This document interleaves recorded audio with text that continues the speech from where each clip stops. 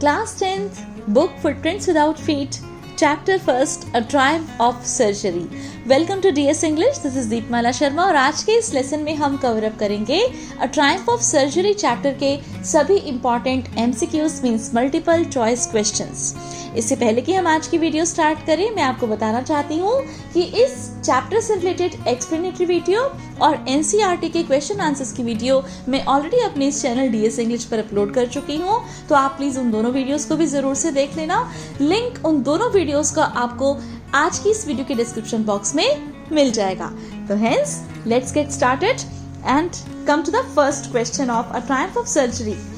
Who is the author of the story a triumph of surgery? यहाँ आपको बताना है कि ये जो स्टोरी है अ ट्रायम्फ ऑफ सर्जरी, इसकी ऑथर कौन है। एंड आपको पता ही होगा कि जेम्स हेरियट जो हैं, okay, he is the author of the story. Other options you can read from the slide, but I am just telling you the right answer and that is James Herriot is the author of the story. Come to the next question. Who does I refer to in the story? Story में I किसके लिए आया है? अब जब आप मेरी explanatory video सुनोगे या चैप्टर पढ़ोगे तो आपको पता चल जाएगा कि जो चैप्टर के ऑथर हैं, मीन्स इस स्टोरी के जो ऑथर हैं, बेसिकली वही हमें स्टोरी सुना रहे हैं। और जस्ट अभी मैंने आपको बताया कि James Herriot is the author and basically James Herriot जो है he is a veterinary surgeon by profession. Hence option C is correct here. Veterinary surgeon जो है उनके लिए यहाँ पर आई आया है। Come to the next question. What is the name of the veterinary surgeon? अब देखिए, मैंने आपको जस्ट अभी जो एक्सप्लेनेशन दी है उससे हमें वेरी मच क्लियर हो रही है ये चीज कि वेटनरी सर्जन कौन है। वेटनरी सर्जन है मिस्टर हेरियट और उनका पूरा नाम है James Harriet. Come to the next question. What problem does Mrs. Pumphrey think Tricky has? Mrs. Pumphrey क्या सोचती है कि ट्रिकी को क्या प्रॉब्लम है? Right answer is option B. Mrs Pumphrey सोचती हैं कि उसको माल न्यूट्रिशन है। ओके, माल न्यूट्रिशन का मतलब कुपोषण का शिकार है, उसको प्रॉपर न्यूट्रिशन नहीं मिल पा रहा है। Come to question number 5। Did Mrs Pumphrey cut down on sweets as was advised? क्या मिसेस पंफ्री ट्रिकी को जो स्वीट्स दे रही थी, मीन्स मीठी चीजें खाने के लिए दे रही थी, क्या वो उनमें कटौती करती हैं जैसा कि डॉक्टर ने उसको एडवाइस किया था करने के लिए? तो हमें पता है कि वो बिल्कुल भी जो है किसी भी चीज में कटौती नहीं करती। राधा वो तो ये सोच रही थी कि he is mall nourished. Okay, तो वो तो उनको बहुत सारी चीजें खाने के लिए दे रही थी। So she did not cut down on any sweets as she was advised by the doctor. Come to the next question. Who is हॉटगिन? हॉटगिन कौन है? अब देखिए, हॉटगिन जो है यहाँ पर जो रेफरेंस आता है, he is a gardener. Okay, he is a gardener basically. What was the dog unable to play? अब जो डॉग है वो क्या जैसे नहीं खेल पा रहा था? Ring throw, walk, hide and seek, all of the above, and we know the right answer is all of the above. Dog कुछ भी नहीं खेल पा रहा था। What did the doctor advise? Doctor ने क्या एडवाइस किया? देखिए, डॉक्टर ने बेसिकली एडवाइस किया कि cut his food, give him more exercise, keep him on very strict diet या ऑल ऑफ द अबव। तो डॉक्टर ने सभी चीजें एडवाइस की थी। उन्होंने उसका खाना कम करने के लिए भी कहा था, गिव हिम मोर एक्सरसाइज भी बोला था और बहुत ही स्ट्रिक्ट डाइट फॉलो करने के लिए भी बोला था। Next question. Was the narrator waiting for a call from Mrs Pomfrey? क्या नरेटर जो है ये एक्सपेक्ट कर रहे थे कि मिसेस पंफ्री उनको कभी भी कॉल कर सकती हैं? तो जी हाँ, इसका उत्तर है yes, option B is correct here कि ही वाज एक्सपेक्टिंग कि मिसेस पंफ्री कभी भी उनको फोन कर सकती हैं ट्रिकी की इलनेस के बारे में। What is the meaning of distraught? Distraught का क्या मीनिंग है? और देखिए, यहाँ बेंड, वरिड, अपसेट या both B and C options दिए हुए हैं, तो वरिड भी इसका होता है आंसर और अपसेट भी इसका मीनिंग होता है डिस्ट्रॉट का। तो हम यहाँ पर ऑप्शन डी को करेक्ट मान लेंगे, option B and C both. Come to the next question.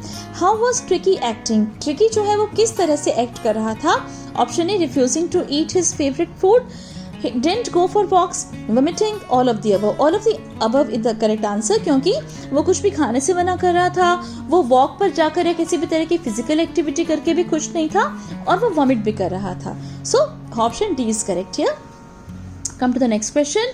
What was best according to the vet? Vet के अकॉर्डिंग जो है बेस्ट काम क्या था? A option to take him to the hospital, B option to take him for a walk, C option to let him have sugar या D option both B and C। तो देखिए, इनमें से जो ऑप्शन A है वही सही है क्योंकि वेट ने यही कहा जब डॉक्टर को बुलाया गया ट्रिकी के बीमार होने पर, तो वेट ने यही कहा कि भाई अब तो इसको हॉस्पिटल ले जाना पड़ेगा, इसके अलावा और कोई भी चारा नहीं है। Come to the next question. Why did the other dogs ignore Tricky? बाकी जो दूसरे डॉग्स थे जब हॉस्पिटल में वो चला गया तो वो उसे क्यों इग्नोर कर रहे थे? क्योंकि उनके according he was an uninteresting object. Come to the next question. For how many days he was given no food? कितने दिनों के लिए ट्रिकी को खाने के लिए कुछ भी नहीं दिया गया? Answer is 2. 2 दिनों के लिए ट्रिकी को खाने के लिए कुछ भी नहीं दिया गया. Who was Joy? अब देखिए जॉय कौन था? जॉय एक्चुअली ग्रे हाउंड था. ग्रे हाउंड एक डॉग की स्पेसिफिक स्पीशीज होती है and they are quite well built. Come to the next question. What did the dogs know about food?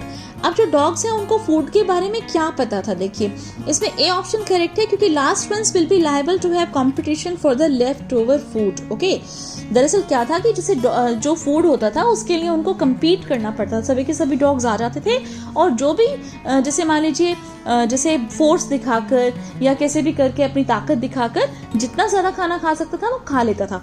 तो जो बच जाएंगे बाद में रह जाएंगे जो डॉग्स, उनको बहुत ही कम जो उनके लिए खाना बचेगा उसी के लिए compete करना पड़ेगा. तो डॉग्स को ये बात मालूम थी. Come to the next question. What is the meaning of the word jostling? Jostling का मतलब होता है struggling.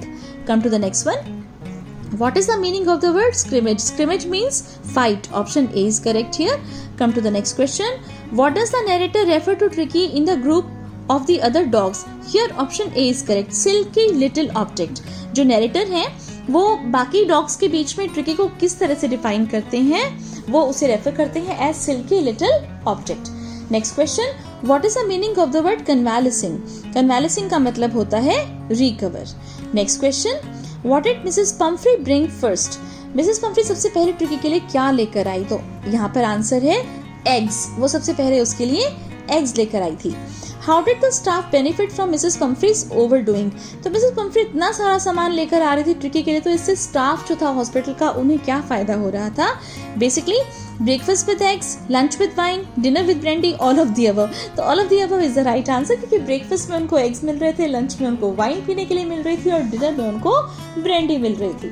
Next question. What made the narrator call Mrs Pumphrey after a fortnight? Narrator ने मिसेस पम्फ्री को 15 दिन के बाद क्यों बुलाया? Option A Tricki got recovered, option B Tricki got unwell, he knew she is suffering, या both A and B.